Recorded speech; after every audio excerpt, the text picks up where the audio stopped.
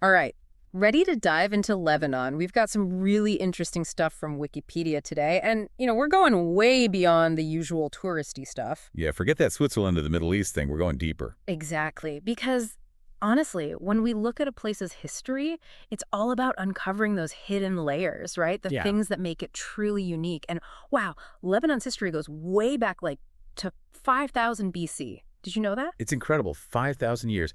That's where we find Byblos, this ancient city.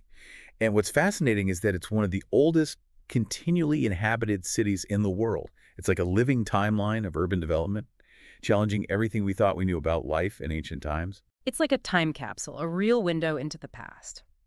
And speaking of ancient times, we can't forget about the Phoenicians. I mean, their story just blows my mind, how they went from this relatively small civilization to basically ruling the Mediterranean Sea. Yeah, they were amazing sailors.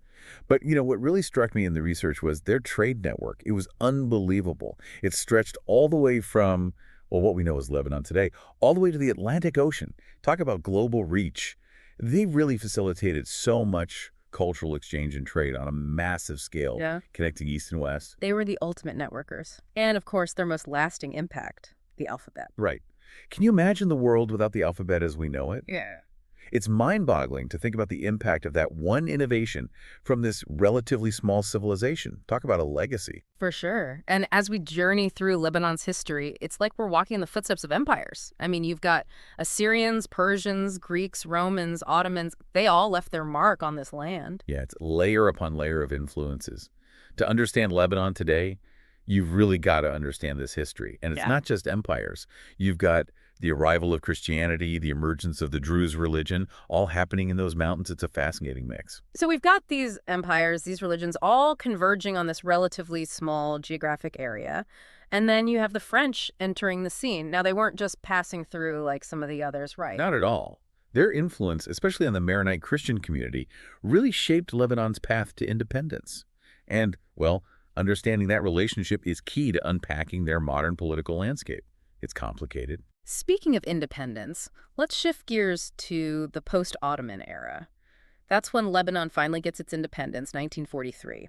That's where we encounter this thing called the National Pact, right? An attempt to bring everyone together, but in a very particular way. Yeah, the National Pact, it was all about finding balance, trying to ease the tension between these different religious groups by basically saying, okay, you get this role in the government and you get that role. Like the president had to be Maronite Christian, the prime minister Sunni Muslim, and the speaker of parliament Shia Muslim. It was all spelled out. Wow, so a real balancing act. A fascinating experiment in power sharing, wouldn't you say? Totally. I mean, it was ambitious, especially in that part of the world, which has always been a bit of a powder keg.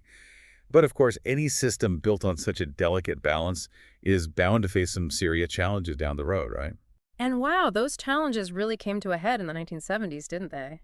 Talk about a turbulent time for Lebanon. Yeah, the 70s, it's like everything just kind of exploded. You have this influx of Palestinian refugees fleeing the conflict next door, adding another layer of complexity to an already very fragile situation. And then, tragically, all that tension erupts into civil war in 1975, a war that would go on for 15 years.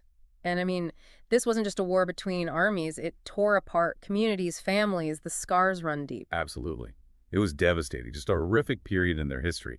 But even in the midst of all that suffering, what's amazing to me is the resilience of the Lebanese people. They found ways to rebuild their lives, to hold on to hope. It's incredible. And as if the civil war wasn't enough, you also have the Syrian intervention, the Israeli occupation. It's hard to fathom how they endured it all. Yeah, a real struggle for autonomy and self-determination.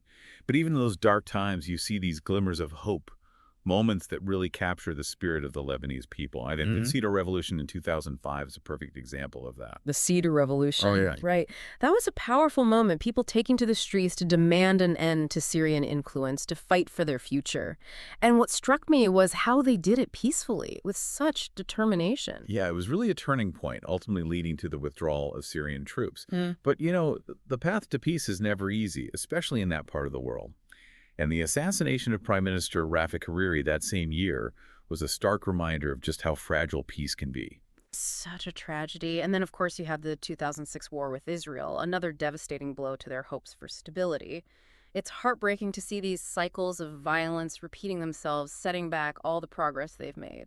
It really highlights the fact that peace is not just the absence of war, Hmm. it's an ongoing process, a commitment to dialogue, to reconciliation. Mm. And sadly, as we move into the 21st century, Lebanon finds itself facing a whole new set of challenges, arguably even more complex. We were talking about the economic crisis, right? This isn't just about numbers. It's about real people struggling with hyperinflation, food shortages, a political system that seems incapable of addressing their needs. Exactly. It's a perfect storm of internal and external factors, a lot of it stemming from regional instability and global economic trends.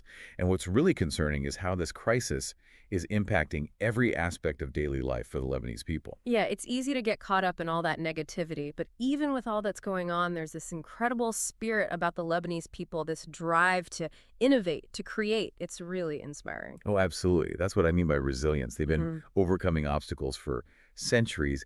And, one thing that really struck me is their commitment to education.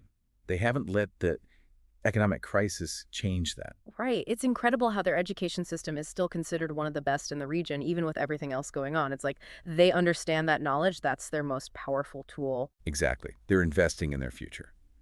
They know that education is the key for individuals, for the whole country. And you know what's fascinating?